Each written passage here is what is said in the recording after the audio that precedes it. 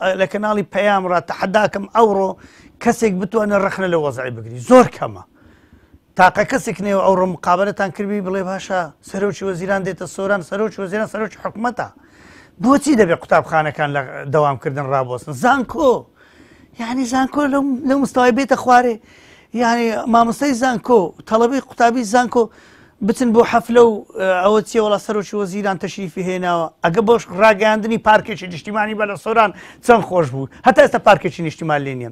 ئەگە بۆ ڕاگەاندنی دەرەنجامی ئەو کارەساتە بوو کە باڵەخانەیەک لە سۆران سوتا مامۆستای زانکۆ تێدا سوتا 13 کەسی تێدا سوتا و ئاگریان تێبەر بوو، ئامرازێک نەبوو کە خەڵک بچی دەربازیان کە سەریان هێنا بوو دەرێت زەمانی تەلەفۆنە هاوارێ دەکرێت ئێوە ڕزگارمان کەن.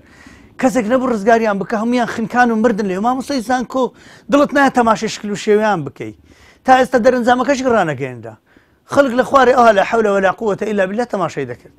ئیتر خەڵک یعنی چاوەڕێی شتی گەورە دەکە بۆ سۆران، بۆ دەوروبەری، بۆ جاداکانی، بۆ کەندی کارتی تەندروستی، بۆ هەموو چاکانی کەچی ئەوانە دێن هەر خەریکی دانیشتن بە شان و باڵی خۆیان بڵێن کاکە ئێمە ئەو هامان کرد، ماوامان کرد، جادەمان دروست کرد. با بە جادەکایشی تۆیشی حکوومەتە، حکومەت دروست کردووە، واجبیشە دروستی بکە.